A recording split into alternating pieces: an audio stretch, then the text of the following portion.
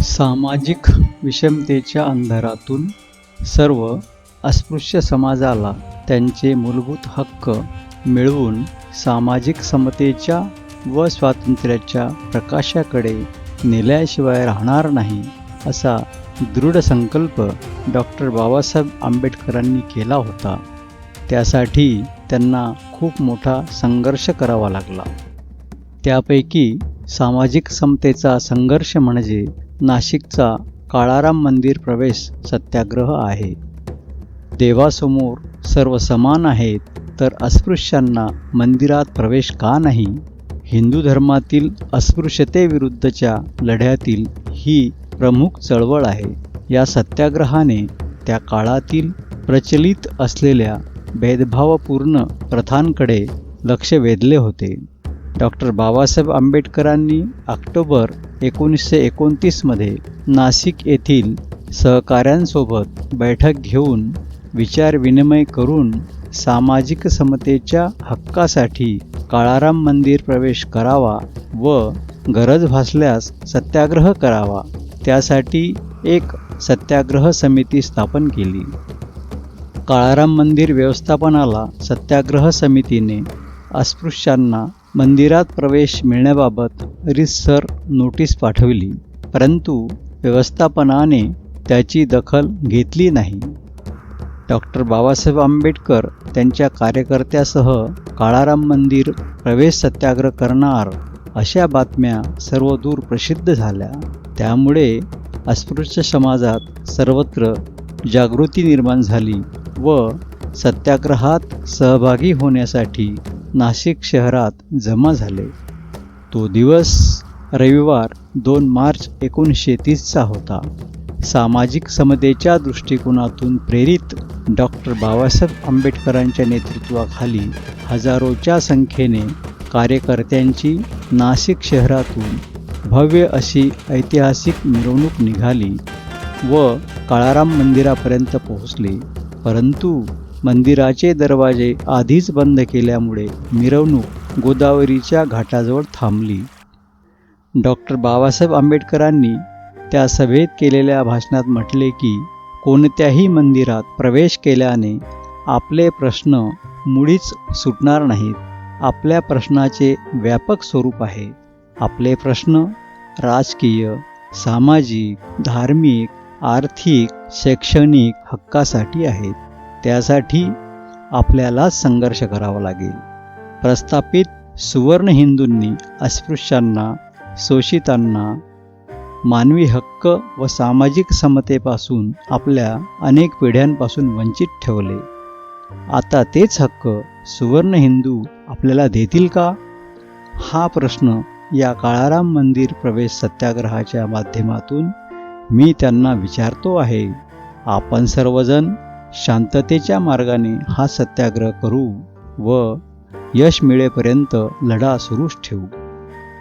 3 मार्च 1930 रोजी काळाराम मंदिर प्रवेश सत्याग्रह करण्याचा निर्धार केला होता. सत्याग्रहींचे 4 पथकात विभाजन करून मंदिराच्या पूर्व, पश्चिम, उत्तर, दक्षिण दरवाजाजवळ जाऊन प्रवेश करायचा.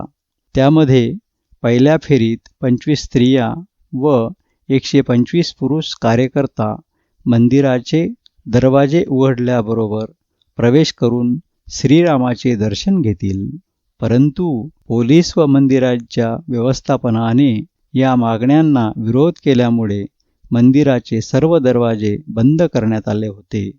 पुढे महिनाभर हा सत्याग्रह सुरूच ठेवावा लागला. 9 एप्रिल 1930 श्रीरामनवमीच्या आधी सवर्ण हिंदू व सत्याग्रही समितीमध्ये बोलणी होऊन तडजोड झाली. त्यामध्ये असे ठरले की दोन्ही गटातील मंडळींनी मिळून रथ ओढावा.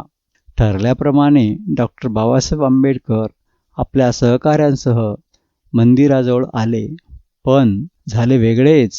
सत्याग्रही लोकांचा रथाला हात लागू नये म्हणून सवर्ण हिंदूंनी रथाला दुसरीकडे घेऊन गेले. जेव्हा सत्याग्रहातील लोकांना ही बाब समजली तेव्हा सर्वांनी रथ अडविला. त्या क्षणी सवर्ण हिंदूंनी त्यांच्यावर दगडफेक करून मारहाण केली. डॉक्टर बाबासाहेब आंबेडकरांवर दगडाचा मारा होऊ नये म्हणून एका कार्यकर्त्यांनी त्यांच्या डोक्यावर छत्री धरली. त्यांच्यासह अनेक सत्याग्रही लोक जखमी झाले. डॉक्टर बाबासाहेब आंबेडकरांनी सत्याग्रहातील लोकांवर सुवर्ण हिंदूंनी केलेल्या अत्याचाराची सविस्तर माहिती बॉम्बे प्रांताचे गव्हर्नर फ्रेडरिक साइक्स यांना पत्राद्वारे कळवली होती. या दरम्यान डॉक्टर बाबासाहेब आंबेडकरांना अस्पृश्यांना त्यांचे मूलभूत हक्क मिळवण्यासाठी गोलमेज परिषदेसाठी लंडनला जावे लागले. काळाराम मंदिर प्रवेश सत्याग्रहाचा परिणाम म्हणून नाशिक जिल्ह्यातील अस्पृश्यांना सवर्ण हिंदूंकडून जातीभेदाचा भयंकर छळ सहन करावा लागला. तरीसुद्धा डॉक्टर बाबासाहेब आंबेडकरांच्या अनुयायांनी त्यांच्या अनुपस्थितीत दादासाहेब गायकवाड व इतर सहकाऱ्यांनी शांततेच्या मार्गाने मंदिर प्रवेश सत्याग्रह 1935 पर्यंत सुरूच ठेवला. सामाजिक समतेच्या संघर्षासाठी चालविलेली चळवळ सर्वांसाठी अभिमानाची बाब आहे. काळाराम मंदिर सत्याग्रहाविषयी ज्येष्ठ कवी वामनदादा कर्डक म्हणतात, गोदातीरी पडला तरी लढला सैनिक माझा, गोदातीरी पडला तरी लढला सैनिक माझा, उघडलाच नाही काळारामाचा दरवाजा, आघाडीत होता जरी नवकोटीचा राजा, दर्शनाची संधी भीम मागत होता माझा. डॉक्टर बाबासाहेब आंबेडकरांच्या मनात याच मंदिर प्रवेश सत्याग्रहाच्या चळवळीतून धर्मांतराची विचारस्फूर्ती निर्माण झाली आणि त्या दिशेने त्यांच्या विचाराला गती मिळाली. सामाजिक विषमतेविरुद्ध लढा देणाऱ्या बोधिसत्व भारतरत्न डॉक्टर बाबासाहेब आंबेडकरांच्या तेजस्वी कर्तृत्वाला व काळाराम मंदिर प्रवेश सत्याग्रहात सहभागी झालेल्या सर्व समाज बांधवांना विनम्र अभिवादन. जय भीम. आपण माझ्या चॅनलला सबस्क्राईब, लाईक, शेअर करून मला प्रोत्साहित करण्यासाठी विसरू नका ही विनंती.